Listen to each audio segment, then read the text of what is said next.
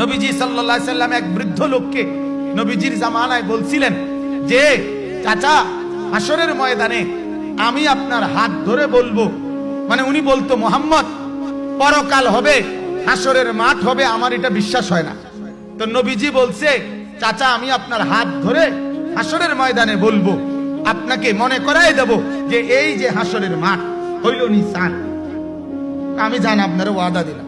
হযরত ওমর রাদিয়াল্লাহু তাআলা আনহুর জামানায় রোম আর পারস্য বিজয়ের পরে ওই বৃদ্ধ লোক আল্লাহর রাসূলের সাহাবী ওমর, ওনার কাছে আয়েশা বলছে, ওমর আমাকে কালেমা পড়াইয়া মুসলমান বানান। তো হযরত ওমর বললেন, কেন চাচা, আজ এতদিন পরে কালেমা পড়বেন? তো চাচা মুরব্বী বলতেছে, মুহাম্মদ আমারে দুইটা কথা কইছিল।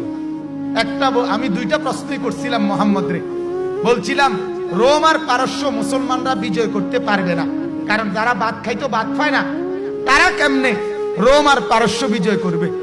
হ্যাঁ, আর হাসরের মাঠ হবে না। আমার চোখের সামনে রোম আর পারস্য তো বিজয় হলো, মুহাম্মদ বলছিল বিজয় হবে, এটা তো যেহেতু হয়েছে তাহলে আমার বিশ্বাস হয়েছে ওইটাও হইব, কাজেই আমাকে কালেমা পড়াও, কালেমা পড়াও। তখন হযরত ওমর কালেমা পড়াইয়া বলছিল, চাচা আল্লাহর কসম, আমি সেদিনই জানতাম আপনি মৃত্যুর আগে কালেমা পড়বেনই, কালেমা না পড়ে আপনি মরতেন না, এটা আমার তখনই ইয়াকিন ছিল। বুড়া এবার কয়, কেমনে বুঝলা তুমি? আমি এমনে বুঝছি।